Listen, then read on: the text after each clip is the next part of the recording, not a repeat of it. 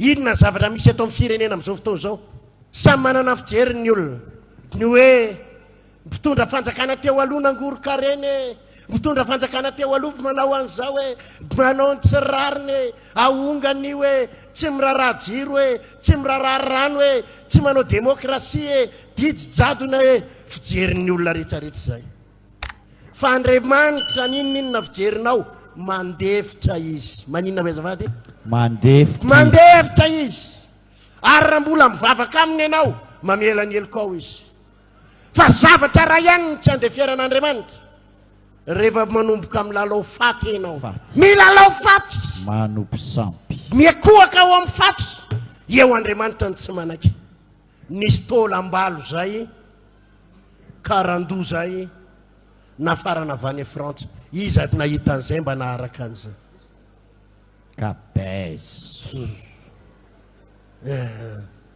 misy tôlambalo nafarana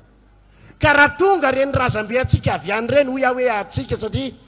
mpanjaka ka raha tonga dia nalaina fotsiny dia naleviny fahotana sa tsy fahotana tsisy olana an'izany fa inona ny zavatra ny tranga tonga mpitondra fanjakana manatsy nanome voninahitra le inona le mena voninahitra eo le inona ianao zany aza miteny hoe natonga n'izao olana eto amin'ny firenena zao jiro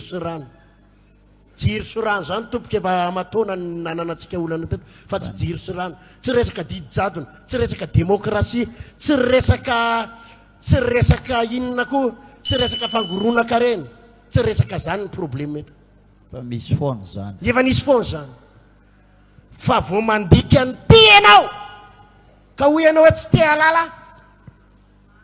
fa zavaka miakohaka amin'izay tiako akofana manomboka eo Andriamanitra mandray tanana ny rara